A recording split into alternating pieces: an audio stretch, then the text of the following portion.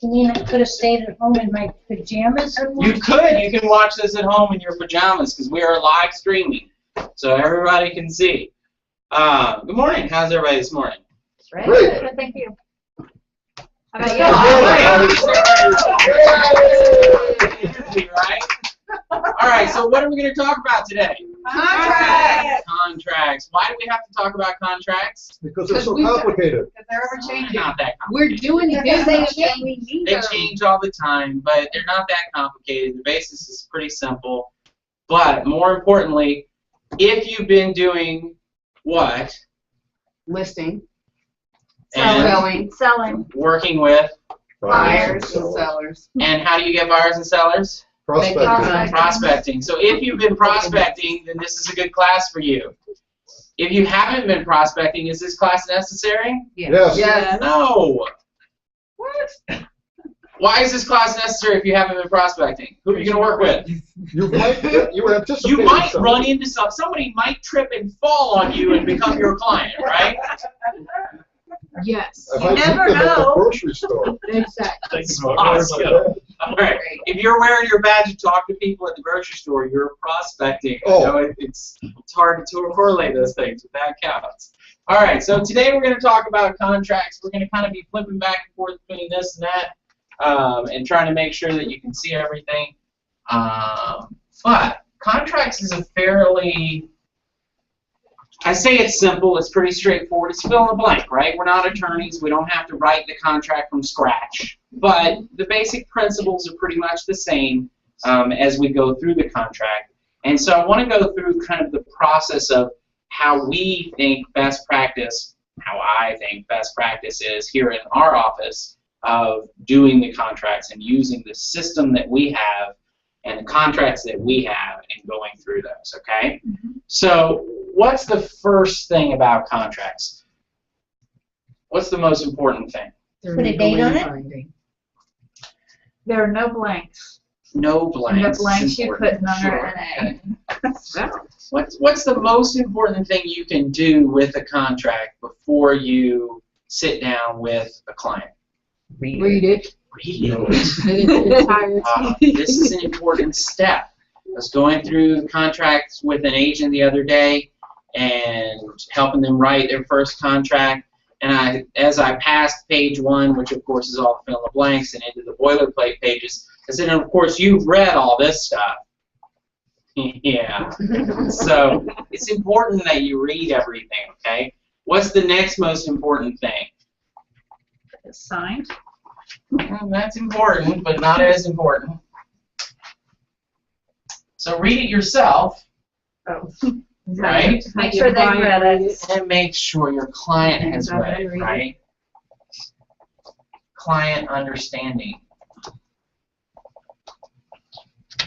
It is incredibly important that you, as their advocate, make sure that they understand what they're signing. And they understand every aspect of it. Because if they come back later and say, oh, you never told me that. Well, I mean, it's in the contract you signed.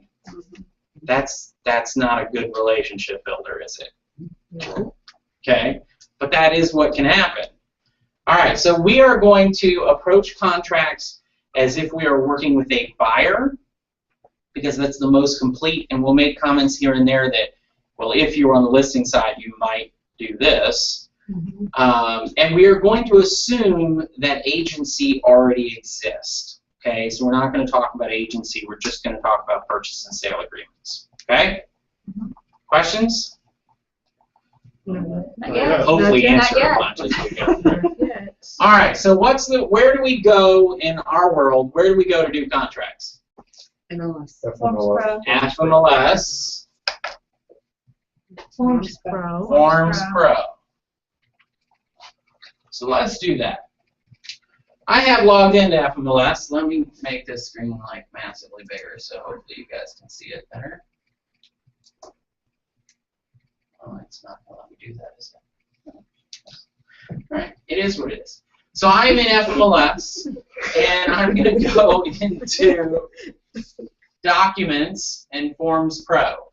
There are about 8 different ways to get to, oh, this is going to be bigger.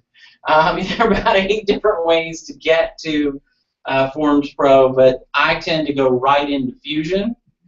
And yes, I still use Fusion. And from there, I jump to Forms Pro. So that's what I just did. So what's the first step in working with a buyer? And Add them as a client, right? So we're going to click over here. We're going to add a client. And we're going to add a client named Bobby Rodney Ruffman. Buyer. And we are going to add their email address.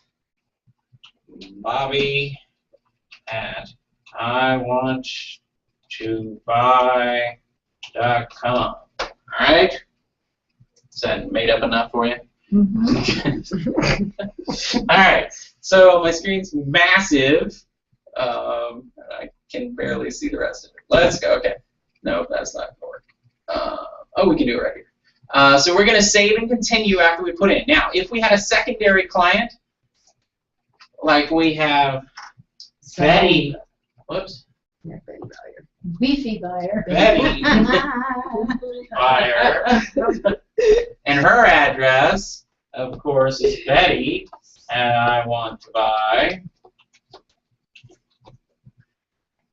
Then we can hit save and continue. Now you can fill in the rest of this information. You can put in their addresses, their phone numbers. You can make notes in here. It's critical that you have first, last name, and email address in the system for the system to be most effective for you. Okay? So we're going to say save and continue. And we're going to jump right into making a new folder for them within their name. Now we know they're a buyer, right? So we've got to mark them as a buyer.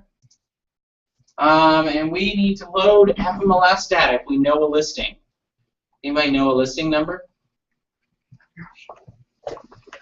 I'll make one up. So we'll use 528-1109. Let's see what that is. If not, I have one in my bag. Right? Hey, look at that. It's a listing. It's in Douglasville, Georgia. 6440 Queensdale Drive. Whoever's that is. Okay? So now that it says, after you hit the button to load the data, it's going to make the folder name the address, and then it's going to tell you that it's successfully loaded, and you just hit OK. Okay? Again, here you can make notes if you want to make notes on whatever it is that you're doing in this process. Again, we're going to hit save and continue. Now we go on to the next thing. Now we need to add forms, right? So the next thing we need to do is select forms. In our office, we've created 2 packages for you to add forms so that you don't have to go in and single pick. Well, let's see, I'd like to put this in there, and I'd like to put this in there, and oh, it may be this one, and oh yeah, let's use this one. You just go to the Form Packages tab, you pick the Office Buyer package, and you hit Save and Continue. Now it's going to jump right into the actual forms. Let's make this not quite this big. There we go. That's a little better. And we can click up here on the folder, and you can now see all of the different forms that are in this package. And there are a bunch of forms in here. Some of them you might think to yourself, well, why is that in there? Well, trust me, we're going to use it as we go through. If we don't, then great, we'll get rid of it. All right, How do you so get rid of it? you just click on it and hit remove. Oh. All right. So here's the process. We're going to go through all of these things are in here, and the first thing that we're going to talk about today is the actual purchase and sale agreement, which is right here. And so we're going to double click on that and open it up. So let's talk about the process as we go through for filling out the purchase and sale agreement. And today I want to try and go block by block through this part of the contract and get as far as we can with answering what recommended options are. And so in your blank contract, you might take notes as to what we put in. The offer date. Today, if we're making the offer today, right? So we just type in the date. It's not bad to put tomorrow's date if you're doing this at 9 o'clock or something. It's not bad to put tomorrow's date if they're signing it tomorrow. If they're signing it today, then you really want to put today's date. You want to put the date that they are going to sign it, okay? I have a question, Brett. Mhm. If, this is just a technical question, is it possible if you're using e-sign sheet, you can't backdate it if you're using e-sign, can you? That's what I thought, okay. No, I wouldn't backdate. Okay, I've never done that, I just was thinking about that last time I did one. Yeah. Okay. All right, so we go down through, and the first section is the purchase and sale, property identification. The first part talks about the address, as it describes in a more normal description. It's got the MLS number, and in this case the FMLS number, and the tax ID number. This agent happens to have put all that stuff in there. Sometimes tax ID number is not going to show up because they didn't bother to put it in. Okay? Did that auto-populate when you picked the Yes. FMLS? And the beauty is that's why you want to put the FMLS number in and hit load data. Because it's going to name your folder, the name of the property, and it's going to put in as much information as it knows and it can into the contract. And we'll see that in several spaces as we go. This is one of the more important sections as to why it says that, and why that drifted down. So then, one of the more important sections is the legal description. On the tax ID number, if you have a listing that doesn't have that, where do you go to get it? The tax records. Because of the tax records. And in a minute, we may actually have to do that to show you a trick on how to get the legal description. Because, for instance, in this case, when you do legal description, there's 3 different options. Now, why do you need a legal description when you have the address of the property? I mean, can't they just use the address? No. No. Why not? Sometimes there's multiple streets with that number, even if it's a different city. Sometimes the addresses are, the streets are spelled wrong in different places, or Queensland is 2 words instead of 1. It's not as uniform. It's definitely not as descriptive, right? And by definition, I mean, you're kind of talking about the legal description. This is a legal document, right? It is a contract that is putting together parties for an exchange of real property. Wow. Okay, we're on camera. So, one of the things that you have to pay attention to is we are on, we got to pay attention to what that legal description is. As a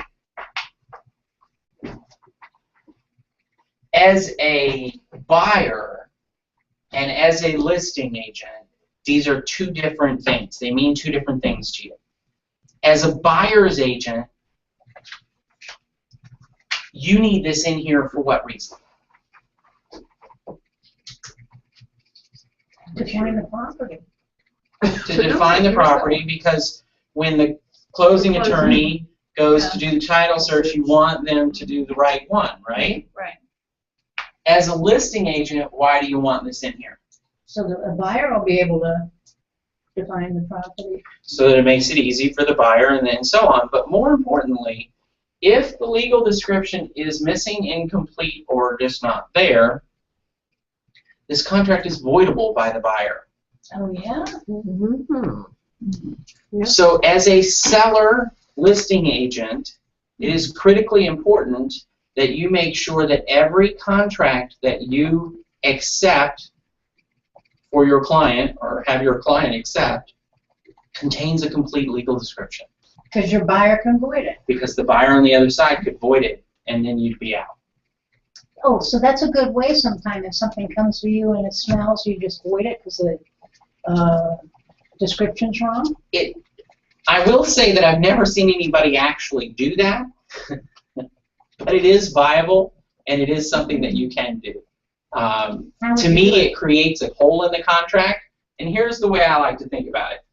When you write a contract, if you assume that you're going to have to take it to court and defend it in front of a judge, then your contract will be good.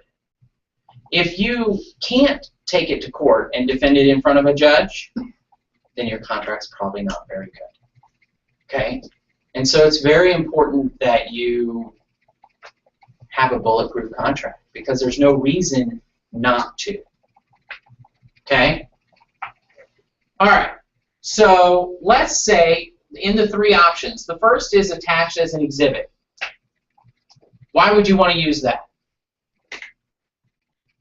If there's been questions over the years over the meets and bounds. Well, and plus, the attached as an exhibit is the most complete description you can get, because you're pulling the legal description right out of the warranty deed, right out of, you know, all of the different things, so that it has the complete legal description. It's not just, you know, a brief portion or a snippet out of it. It is the entire legal description. And it's attached to the contract, so nobody has to go dig and look for it. The second best option is the same as described in deed book blank, page blank of the land records of the above county. Why is that a good option?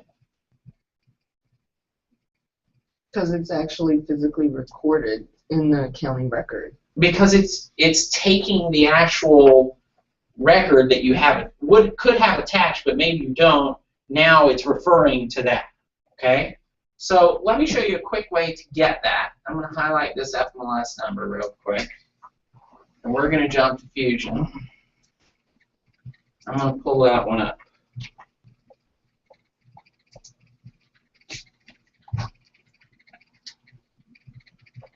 All right, it's a rental. Awesome. Hey, you know, I mean, whatever. All right, so we scroll down in the listing. Hopefully, the rental has the Not gonna have it. tax record. Yeah, there it is. Tax ID. And so we click on the tax ID. It should put up Realist, and it's going to pull the tax records for that. We'll scroll off of their personal information, and we'll go down here to the most recent sales, and you will see right here document number, and there's a number dash number. That is book and page. So this warranty deed that was recorded is in this book and page. Okay? So we can go right back over to there, and we can put in our book and page. I think that's close. Can you go back? Where did you get that? I'm in the tax records. I scroll down into last market sales, and I see the warranty So you take the latest. deeds. I take the most recent Okay. warranty deed, and I use the document number, and it's book-page. Okay. Okay? So now you have your deed book and page. In this particular case, because it's a rental, the agent didn't put in any of the land lot and any of that stuff. We'll go ahead and say that's why. That none of that stuff was put in because obviously it's rental. But She did more than some agents do. if already. any of these are not there and they really exist, and you check item number 3, then your contract is not bulletproof. Okay? So this is not uncommon, actually, unfortunately, that you pull in the data and it says 00000 and it has the name of the subdivision. So on That's not useful. so on option 3, if that's what you choose, you really need every one of those blanks filled in. Not everyone, because there are certain ones like That are lot and or. block that sometimes happen, unit sometimes happens, sometimes doesn't, phase may or may not. You know, it just depends on the legal description. You will always have a land lot and a district, and you will always have a subdivision. And you should always have a lot number. So as a listing agent, is it better for you to put the description from the warranty deed as one of the documents on your listing? It is a great practice for you to do that. In addition to that, you should also make sure that your listing has all of this information in it, so as to make sure that you, when the buyer's making an offer, they're not automatically having a flaw in their contract. Isn't the land lot and district in your tax ID? Not always. No. For instance, this is in Douglas County, and that tax ID number, I have no idea what the structure of that ID number is. And what we found is that the structures aren't consistent, and it's really hard to try and figure out what. And I'd rather not guess based off of a number that I'm trying to interpret. I'd rather just use the deed book or go into the tax records, into the county records and actually print the deed. Is there ever a situation when those first two options, you just can't use those and there's not enough information that you can find for 3, so you have to call the lawyer? Does that ever happen? It shouldn't. Okay. In reality, and that's one of the nice things about our partnership with Trudy and Wiseman, Noack, Curry, Wilco, is that you can call them and say, hey, my client's looking at putting in an offer on, whatever. Can you do a title search and send me a legal description? And they'll pop into their system, pull a legal description, and email it to you, and you can attach it to the contract. Okay? So, and that also works if you're listing property. If you need the full legal description, get them to do the research and tell them, no, check it out. When you list it, can't you give it to the secretary and she put it in as a document Yes. so that it's there? Yep, and we should upload it to FMLS so that people have it. Okay? All right, so any questions about legal descriptions and property identification? Pretty straightforward, right? All right, let's keep going. I would say that probably 30 or 40% of the contracts I have that I see don't have either of these boxes checked for item number 2. What is item number 2? Survey. Survey, right? And so here's my thing. There's really no reason not to check a box there, because when you write the contract, you either have a survey in your hand or you don't, right? This is not rocket science. As I've said, this is pretty straightforward. So you either have one or you don't. Okay? So check one of the boxes. Don't just skip it. I'm going to say it's not attached as an exhibit. Okay? Because I don't have one. Let's talk about surveys for a minute. Why would you want a survey of the property attached? Make sure you know what you're buying. Definitely helps descriptor, right? Helps you better understand what the property looks like. Or you may have to get it anyway, so. You may want to get one anyway, but if you have one, what if you're buying a 150-acre land tract? Yes. Very Well, nice. you really want a descriptor there because you're probably paying a dollar amount per acre. And so if it's really 148 acres instead of 150 and the agent just rounded up for marketing purposes because that's what the seller told them, well, it's 150 acres. That's close. It's 152. Well, that's close. It's 148, right? Survey's important at that point. And when we go through the boilerplate language, we'll go deep into some of the conversations about why this and why that. And we may get through page 1 today if we're lucky. Okay? What is the, I'm sorry? So you're saying that as the buyer's agent, your suggestion is we ask the buyer to get a survey prior to us submitting the contract? No. This is there a survey attached? So therefore, have we gotten one from the seller? So much like if we had a full legal description that they had provided, if the seller agent, the buyer's agent, the listing agent, has uploaded into FMLS the survey, then you'd want to download that and attach it to the contract potentially.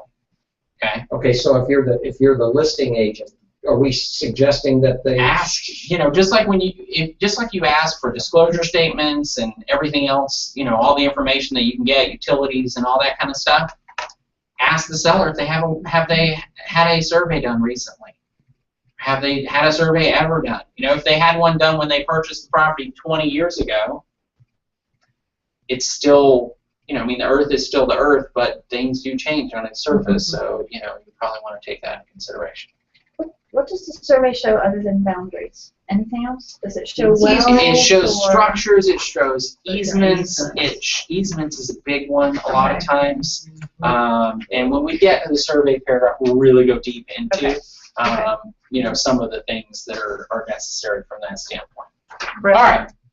Sorry, go ahead. I was just going to ask if there had been a survey with that one, it would show up on the FMLS site. If the listing agent was functional enough to upload it, yes. Okay.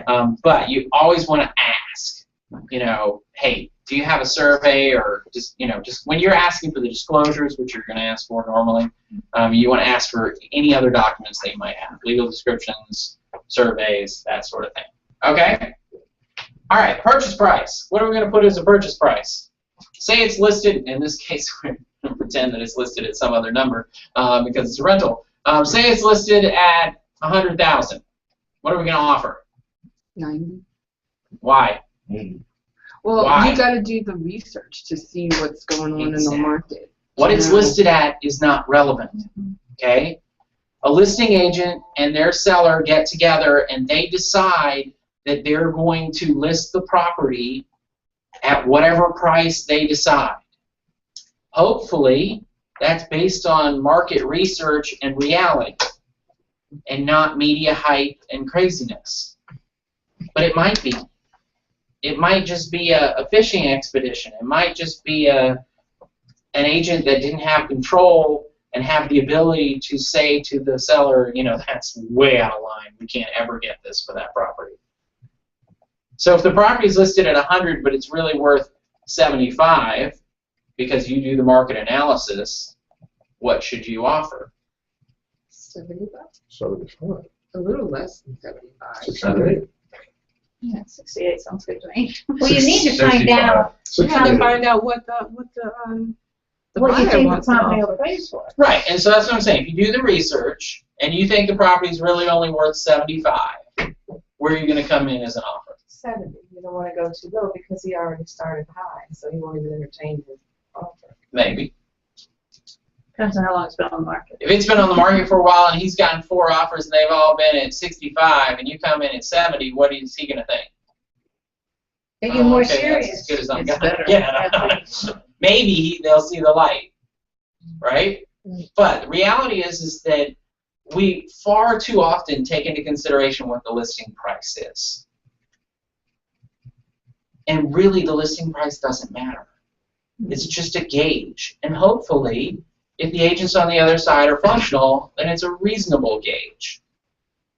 If you know what your average list to sales price ratio is in the area, then you know approximately where you should come in. But you always want to verify that because there's going to be the situation where the one agent, double price something or whatever. And so you got to make sure the buyer's looking at it from a perspective of, this is really worth this. Now, here's the other thing you have to be careful of.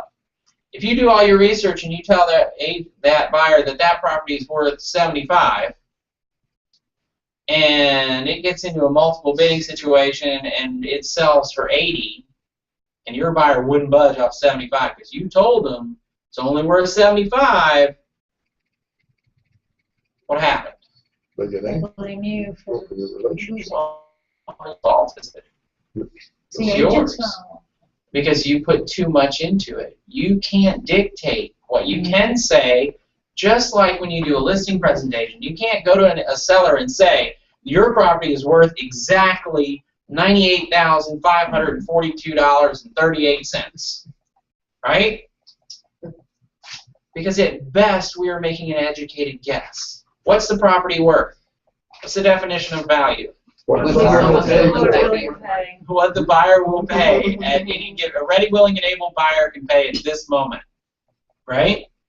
So that's the focus that we have to remind ourselves, that if you have a ready, willing, and able buyer and they want to pay 90 for it, then technically that's the definition of value. Now, of course, there's the whole issue of appraisals and lenders and all that, but in reality, the value of the property is what a buyer is willing to pay. So if a buyer is willing to pay 90, then that property is worth 90. Okay? So you just have to take that into consideration as you go through and you make the offer. You have to take in consideration your negotiation standpoint, right? If it's worth 75, it's listed at 100, as Carmen said, it's already way over. So coming in at like 68 is maybe harder than coming in at 70. You might have to be firmer in your negotiations. You might have to take a harder stance in your responses. If you, for instance, came in at 70 and they came back at 90, you might have to go back to 71 instead of 75, right? it's a negotiation, and this is obviously not a negotiation class, so we won't go forward from there. All right? Can I ask a quick question? Uh-huh. What if it's the opposite? Like, okay, your recommendation to the buyer is to come in at 70, and they say, you know what, I really want this property, and I want to offer asking. Then that's their option. They are the buyer. They are the one that's going to live in the house and pay the mortgage, not you. So you just make a recommendation? Our job is to advise, Okay. not direct. Okay. Okay? Just as we can advise people that, you know, the value of this home might be more than this home because this is an all brick and this is a stucco. You know, we can advise them of specific details and things and give them information and give them the market analysis that you do on the house so that they can make an educated decision. If their decision is, I am passionately in love with this house, I'm not willing to lose it, I don't care, put 100. You shut up and wait for the appraisal. Put 100. You know, you can say to them, look, I don't think that's going to, you know, we may have some issues, and obviously there's a lot of other stuff that might come up with that, but, you know, if that's what they want to do, you can't change that. The lender may not even pay 100 for it. Correct. And that's a whole other issue. Well, here's the other side of it. You go to a house that is, let's try to think of the worst house description ever. It's 3 stories, but 2 stories are underground. It's painted fuchsia pink. It's it has a neon roof, and it only has 1 bedroom, and it's adjacent to to 400. Where is it? I need to show The it. one that's underground. It's orange or blue. And it's got ivy growing all over it. And the buyer falls in love with it. I mean, this is their dream home. And you're looking at it going, God, I really wish I didn't have to show this, but what? It's not your house, right? I don't care if you like it or not. That's not your issue. So it's the same thing as far as the purchase price. It's not your house.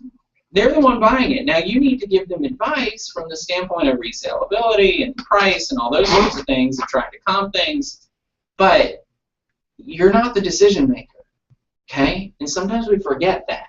We are just counsel. We are not the decision maker. We can't make decisions on behalf of our client, ever, ever, okay? It is their job to make the decision. If they can't make the decision, back off and wait and let them make it.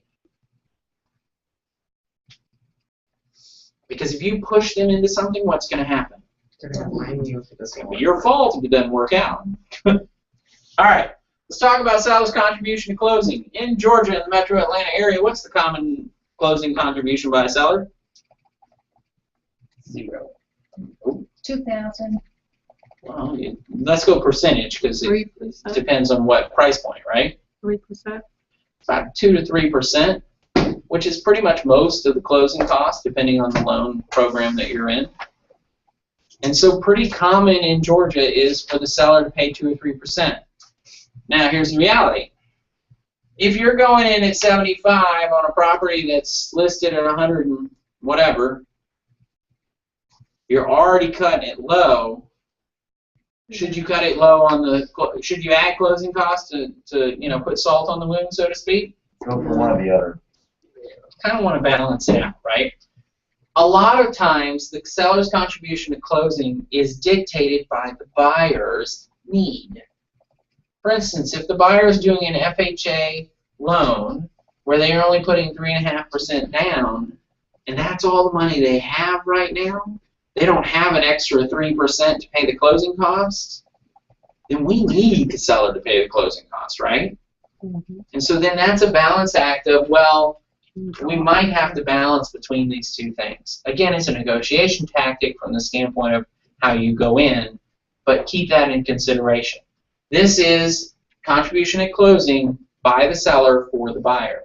And if they need the money, and this is, if you see as a listing agent, if you see somebody come in with a reasonable offer but with a lot of closing costs, and then you look at their finance contingency and they're not putting very much down, you probably know they're just cash poor. They don't have a lot of cash to put down. Or maybe they're going to spend the cash on renovating or whatever. But for whatever reason, they're not wanting to put cash into this transaction.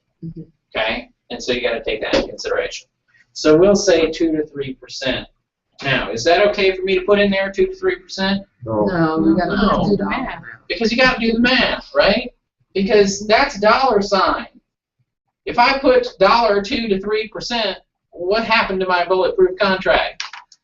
It's got holes. It went all crazy, didn't it? So let's put in there, let's say $1,500. Oops, not 15,000. $1,500. Oh, that would be nice, 15,000. There are also maximums usually that sellers can contribute, depending on the loan programs. All right, let's talk about loan date. Today is the 26th of August. What would we put for a closing date? September 30th, if it's not a Saturday. October 15th. Okay, most important thing she said was if it's not a Saturday. When you go to put in a date, don't just put a date. Look at the calendar and make sure you know what day of the week it is. Because if you accidentally put in a Saturday or a Sunday or a holiday, that's bad. That's going to cause you issues. Your contract's not bulletproof. All right? Now, she's about 30 days out, which is good. October 15th, 45 days out. 45 days out is maybe better. Well, when What does it is matter? taxes What does due? it depend I on? think, isn't it best to ask the mortgage loan officer what is the appropriate time that they need to fulfill the obligations of the loan? Absolutely. That's a very important statement. Because we need to know what the buyer's situation is, what type of loan they're going after, and whether their lender is like super aggressive in ability to close quickly or not. Because if we put in there, let's say we decide, all right, we're going to make it exactly 30 days out, we're going to make it September 26th, which I don't know what day of the week that. Let's assume that's not a Saturday or Sunday. All right. So September 26th, that's 30 days from now, right? But they're doing a VA loan with a lender that's not really the quickest. You're done. Your buyer's not going to be able to close on time, okay? Because it's not going to happen. So it is very important that you factor in all of these things. Is it possible to sit down with a buyer and write out and fill out a contract, or is it possible to fill out a contract before you sit down with the buyer, have it filled out for them, and just have them sign it? Not all the way. No. I mean, you can put stuff like legal description and that kind of stuff, but, you know, price is their decision. Closing cost is their decision. Closing date is impacted by not only their decision, but the other factors that play into it. So you got to factor that in. So you got to pick a date that's going to work. But Okay. also, if you're working with a buyer, they've gotten pre-approved, but that doesn't mean they've chosen a lender yet. Not necessarily, right. So when you're filling this out, it's not as easy as picking up the phone and calling Joe Blow Lender and saying, hey, can you get this through in 45 days? Because they might not have made their decision yet. So that's why it gets a bit. Well, the key thing, and you know, obviously we work with Coldwell Banker Home Loans, and so if you can get the buyer to be pre-approved by them, then you can have their information and know that, well, if this lender can do it, then hopefully any other lender they pick could. And if they can't, then we can go back to this lender very quickly in the beginning. Now, you reach a point in the transaction where you can't go back. And so you've got to make sure that you understand that up front. I mean, I hear every day stories about clients that are working with lenders that, you know, all of a sudden the interest rate is, you know, like I had one the other day, the interest rate was 4 3/4. For people that had good credit putting 20% down. And I was like, that's not right. That's way too high. But you know what? No matter what the agent says, the buyer is in love with this lender. They have a relationship with this lender that they're sticking with them. You know, I mean, to me, that's not right because you're spending too much money. But you know, that's their choice. Just like their house with the double basement or whatever is their choice. You know? Under a cemetery. So, Yeah. all right. So we're gonna put a closing date in. Let's put September. Whatever. We'll put the 30th 30th. is a Tuesday. All right. So here's another thing. Let's talk about day of the week closings. All right. Do we want closings on Mondays? No, No. Why? because you're rushed. I I mean, mean, it's over the weekend. Garfield doesn't like Mondays, right? There's a reason for that, right? Because if there's anything happening that you need to get done right before the closing, Can't do it. It's weekend, so you don't want to do that. What about Fridays? Fridays are good days? No. I mean, you've had all week to get ready. Something goes wrong. If something goes wrong, now you're not a day out, you're 3 days out, right? So middle of the week, Tuesdays, Wednesdays, Thursdays are great days for closings.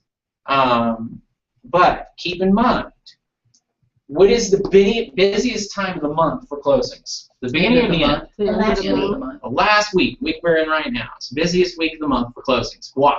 Prepaids. Because buyers want to save on prepaids. Now, there's 2 ways to look at that. You're going to do prepaids more if you buy at the beginning of the month, but you're also going to have maybe 60 days in the property before you make a mortgage payment. Versus if you buy at the end of the month, you really only are going to have about 30 days in the property without making a mortgage payment. I mean, it's not that you're not making a mortgage payment, it's whether you paid in advance or not, and interest and all that kind of stuff. We aren't going to go into all that. But you got to have that conversation with your buyer, what makes sense for them. If, for instance, they're buying a property that needs a little bit of TLC before they move into it, and their lease expires at the end of next month, when should they really take possession of the property? Last month. Give them some time. Yeah, last month. They should have closed already. You want to give them time to have some overlap, maybe, so they can get the property ready before they move in. Some people don't want to have overlap. They want to be closing on their house and then moving the next day, and their lease ended that day. Fine. It's all a matter of balance from that standpoint. The other aspect is, what if you have a buyer that is also selling a property? Are we going to do this closing the same day as the closing on their property? No. Oh, please don't. Because it's just a recipe for disaster. It kills me when people schedule closings hours from each other and hope that everything is going to be smooth. We used to do that all the time. It was no issue. But there's so many opportunities for stuff to get hiccuped at this point that is really just, it's not a good idea. Try to make it the next day. Make sure that your seller has possession of their property past closing for a day or so that you can get through that. Okay? It's 10 o'clock. All right, Let's keep going. we're going to go a little bit more, but good point. I think we might make it to the end of this page. Maybe. Maybe not. All right. I do want to do it in small enough snippets and that's why Mike is watching my time for me, because I do want to do it in small enough snippets that you can watch it and digest it and not watch it and totally glaze over and go, what are we talking about now? Okay? All right, so we started a little late, so I'm going to push just a little bit more because I want to get through, in particular, possession, because possession is one of the biggest holes that I see in contracts on a regular basis, especially written by other agents. Okay? What do we put in this box? If we're closing on September 30th, 2014, and we want to take possession that day, what do we put? At September closing. 29th. Nope. Closing? Liz had it. We want to put it at closing. We want to take possession. Seller retains possession of the property through closing. Some people put closing date and time. Some people just put closing. I think either works. I am happy to say closing. I do not want to ever see a date in there. Okay? Because the problem is if I see a date in there, what time that day is possession? Midnight. If I put in September 29th, what time is possession? And what if you close on the 30th? Technically, 12:01 on September 29th is possession. If you put in September 30th, 12:01 on September 30th, that is when possession transfers. But that's just not viable, right? That's not a good idea. So what if, though, and we were just saying a situation where we wanted our listing to be able to keep possession for a day or two after closing in order to close on their new house and then get out. How do we say that? Closing plus 1 day or something, plus 24 hours. We could say that. We could say closing plus 24 hours, or we could specify a day and time. But just make sure if you specify a day, that you specify day and time. Now, what if you want your client to stay in there for 2 weeks? Then you better have a rental. Then you have to rent it. Then you better have some other language than just this. Where would Okay. you put that? And that actually is a contingency. Then we'll talk about those when we get to all the contingencies. This really shouldn't be more than a day or two either way. It is rare, but it does happen where the buyer actually takes possession before closing. It's a little quirky and a little risky, but there are situations that really make that in everybody's best interest because it makes it viable for them to close and the seller wants it to close. Okay? So we're going to stop at closing and possession. Sorry. And we're not driving anywhere yet. We will in a minute. So tell me any questions so far as we go back. Let's review these real quick. We've got the legal description and the full documentation, right? Because we want to make sure that we have a bulletproof contract, and legal description is one of the first places where a hole can be. And how do we get that if we're missing it? Tax records. Tax records for deed book and page, and Warranty deed. call Trudy or one of the Christies at Wiseman and get them to do the title search and send you a legal description, okay? Make sure you check one of these boxes. If you filled all this in but haven't checked the box, what happens? It's There's a avoidable. hole in your contract. It's got a not hole. it's not there. It's got a hole. It's not bulletproof, right? Survey. It's just check box. Check one or the other. You either have it or you don't. That's pretty straightforward. Purchase price. We talked about that. Seller's contribution. If seller's contribution is going to be nothing, what do you put in that box? Zero. You can put 0. You can put none. You can put NA. Do you leave it blank? No, don't leave any blanks. No blanks, no blanks, no blanks. Okay? And then closing date and possession, we talked at length about that and making sure that we put it in there. All right? All right. Next week we will start with number 6, holder of earnest money, and we will continue on through the contract. Thank you guys for coming. Thank you, Thank you. Brad. Brad. There's so many holes. What not to do? I heard what not to do.